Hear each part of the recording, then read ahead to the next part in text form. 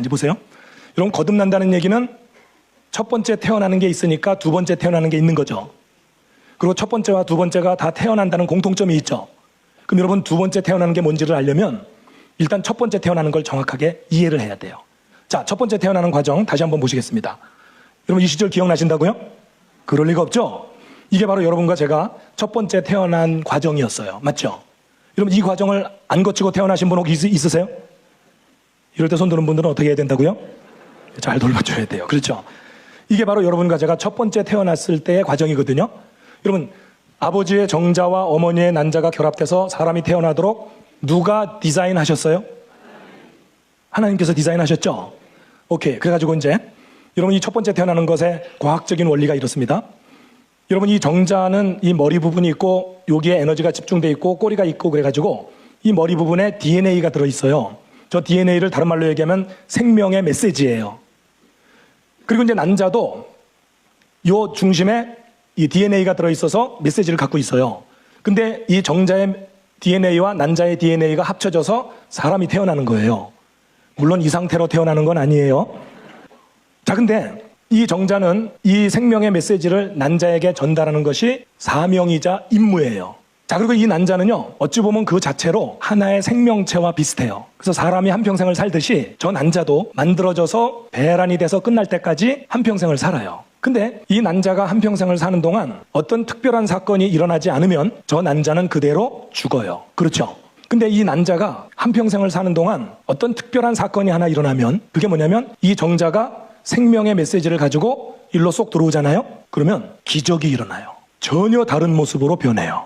여러분, 잘 보세요. 이 난자인 상태와 사람인 상태를 비교해보면 이건 기적이 일어난다고 할 정도로 드라마틱한 변화예요. 맞죠? 이게 바로 여러분과 제가 첫 번째 태어나는 과정이었어요. 그렇죠? 그런데 이렇게 태어난 이 사람이 이 난자처럼 또 한평생을 살아요. 근데 한평생을 사는 동안 어떤 특별한 사건이 일어나지 않으면 이 사람도 이 난자처럼 그대로 죽어요. 그렇죠? 근데 이 사람이 한평생을 사는 동안 어떤 특별한 사건이 일어나면 마치 이 난자 속에 어떤 생명의 메시지가 들어왔죠. 그런 것처럼 이 사람에게 하늘로부터 어떤 생명의 메시지가 들어오잖아요.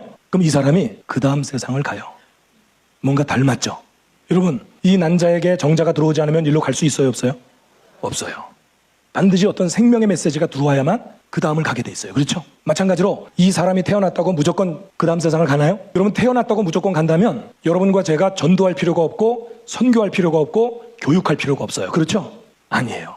이 난자에게 바깥에서부터 뭔가 메시지가 들어왔듯이 이 사람을 영원히 살게 하는 어떤 생명의 말씀이 이 사람 속에 들어와야 가게 돼 있어요. 여러분, 저는 과학을 공부하기 때문에 하나님이 창조하신 세상에 원리가 있거든요. 근데 하나님이 말씀도 주셨죠. 그 말씀도 원리가 있겠죠. 그럼 같은 분이 창조하셨고 말씀을 주셨다면 당연히 통해야 되겠죠. 그래서 저도 야, 이 거듭난다는 게 도대체 뭔가 하고 이해를 못하고 있다가 가만 봤더니 첫 번째 태어날 때 메시지가 들어와야 가더라고요. 아, 그렇구나. 하늘로부터는 이 메시지가 들어와야 가는 거구나. 여러분 보세요. 여러분, 사람의 말에 능력이 있다는 거 아십니까? 여러분, 이거 실험해 볼 수도 있어요. 다시 실례합니다. 여러분요, 앞으로 이분을 만날 때마다 부정적인 말을 한번 해보세요. 예를 들어 그 못됐다는 얘기 많이 들으시죠? 뭐 이러면서 실제로는 그렇지 않습니다. 예. 그럼 처음에는 이분이요, 사람들이 날 놀리나 이러다가 모든 사람이 부정적인 말을 계속하면 이분 어떻게 될까요? 예, 그 분노가 다른 사람에게 향하면 폭력을 행사하고 죽이기까지 해요. 그렇죠? 근데 그 분노가 자기에게 향하면 우울증에 걸리고 자살도 합니다. 그렇겠죠? 근데 이번엔 반대로 여러분이 이분을 만날 때마다 긍정적인 얘기를 해보세요. 멋있다는 얘기 많이 들으시죠? 어떻게 이렇게 지혜로우십니까? 참 성품도 좋으시네요. 이러면은 처음에는 이분이 사람들이 나를 놀리나 이러다가 어느 날부터 믿기 시작해요. 그렇죠? 한참 지나면 눈 뜨고 못 봐요. 그렇죠? 자기가 세상에서 제일 잘난 줄 알아요. 맞죠? 그리고 자살하려고 마음먹었다가도 사람들이 이렇게 계속 격려를 하니까 내가 살아봐야 되겠다 이럴 수도 있어요. 맞죠? 그 정도가 아니라 스치듯이 지나간 말 한마디가 마음에 걸려갖고 자살도 합니다. 제 말 맞죠? 여러분, 잘 생각해 보세요. 죄가 있는 사람의 말도 다른 사람을 죽이고 살리는 능력이 있어요, 없어요? 있죠. 그럴진데 어제 소개해드린 이 우주를 만드시고 이 생명을 그렇게 놀랍게 만드신 그 하나님의 영원한 말씀이 어느 한 사람 속에 들어가면 그 사람을 영원히 살게 하는 능력이 있지 않겠느냐 하는 거예요. 맞습니까? 바로 그거구나. 내가 잘나서 영원히 사는 게 아니라 그 전능하신 하나님의 영원한 말씀이, 그 생명의 말씀이 내 속에 들어왔기 때문에 그 말씀 때문에 내가 영원히 살게 되는 거구나. 여러분, 이건 쉽게 얘기하면 비자 받는 거라고 생각하시면 돼요. 살인자라도 미국에서 비자 내주면 미국 갈 수 있잖아요. 그렇죠? 대통령이라고 하더라도 비자 못 받으면 못 가잖아요. 그렇죠? 하나님의 말씀을 받는 일은 천국의 비자를 받는 거구나. 그 영원한 말씀을 붙잡고 있으면 그 말씀 때문에 영원히 살게 되는 거고 새하늘과 새 땅을 가는 거구나.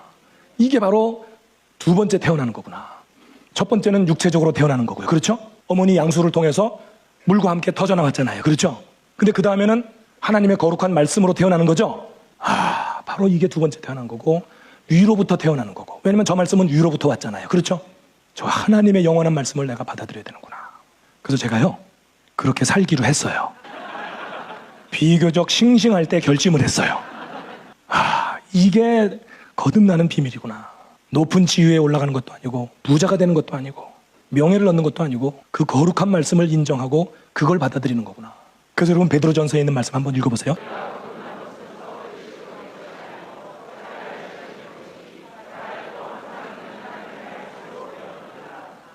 여러분 제가 설명드린 게 맞아요? 들려요? 맞아요. 하나님의 말씀으로 거듭난다고 분명히 돼 있죠? 그럼 여러분 제가 다시 한번 물어볼게요. 오늘 여기 오신 여러분들은 거듭나셨습니까? 그럼 빨리 뭘 떠올리셔야 돼요? 그 하나님의 영원한 말씀이 내 속에서 살아있는지. 그래서 여러분 제가 이 이해가 맞는지를 제가 확인하기 위해서 이제 말씀을 확인해야 되잖아요. 그렇죠? 요한복음이 중요해요. 요한복음은 핵심 단어, 키워드가 있어요. 뭘까요? 말씀이에요. 그래서 이제 성경을 쭉 읽으실 텐데 이 말씀이 하나님과 함께 여러분 이 말씀이 곧 하나님이시래요. 그럼 여러분 하나님을 마음에 모시고 계십니까? 그러면 빨리 뭘 떠올려야 돼요? 그 말씀을. 그렇죠. 자, 여러분 그 말씀이신 하나님이 사람의 모습으로 오신 분이 누구예요? 예수 그리스도입니다. 또 읽겠습니다. 하나님께 속한 자는 자, 오늘 여기 오신 여러분은 하나님께 속하신 분이십니까? 그냥 아멘으로 또 지나가지 마시고요. 그럼 빨리 뭘 떠올려야 돼요? 그 말씀이 내 안에 살아있는지. 이건 너무 쉬운데요. 여러분 저도 이제 딸이 있고 아들이 있거든요. 근데 예를 들어 제 아들이 제 말은 죽어라고 안 들으면서 옆집 아저씨 말만 듣는다고 생각해 보세요. 그럼 그 아이는 누구 아이예요? 여러분 여기서 지혜롭게 잘 대답하셔야 돼요.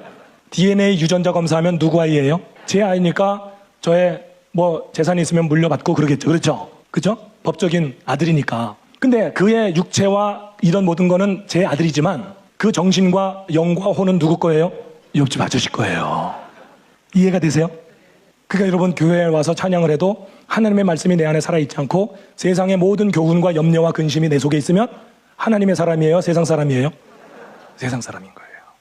또 읽겠습니다. 시작. 그 말씀이 너희 속에 거하지 아니하니 이는 그가 보내신 이를 믿지 아니함이라. 자, 또 읽겠습니다. 시작.